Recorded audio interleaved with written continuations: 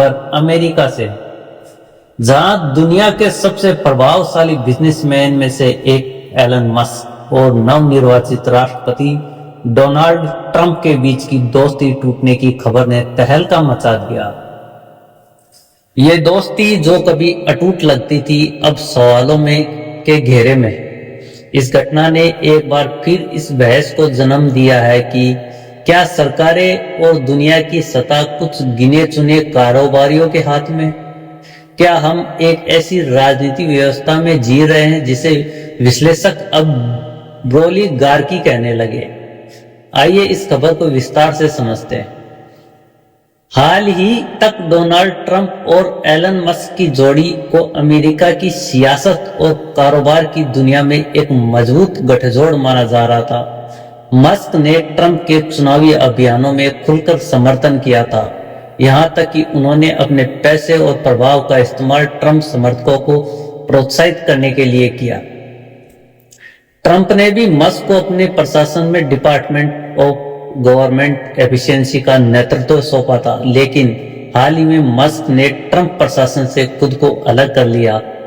Trump ने सार्वजनिक रूप से मस्क पर नाराजगी जताते हुए कहा कि उन्होंने मस्क की बहुत मदद की थी, लेकिन अब वह निराश है।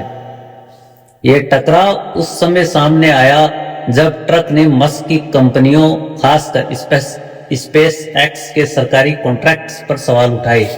टैरिफ नीतियों को लेकर असहमति जताई। मस्क ने जवाब में कहा उन्हें सरकारी सब्सिडी की परवाह नहीं, लेकिन उनकी ये दूरी कई सवाल खड़े कर रही है। क्या यह सिर्फ व्यक्तिगत मतभेद है या इसके पीछे कुछ गहरे मुद्दे? विश्लेषकों का मानना है कि यह घटना सरकार और बड़े कारोबारियों के बीच के रिश्तों की जटिलता को उजागर करती है।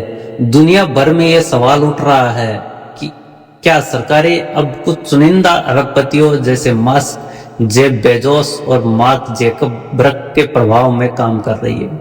इस नई व्यवस्था को कुछ पत्रकार और विश्लेषक ब्रोलीगार्की कह रहे हैं। ब्रोलीगार्की का मतलब एक ऐसी व्यवस्था जहां सत्ता और नीतियां कुछ शक्तिशाली कारोबारियों के इर्द गिर्द घूमती है।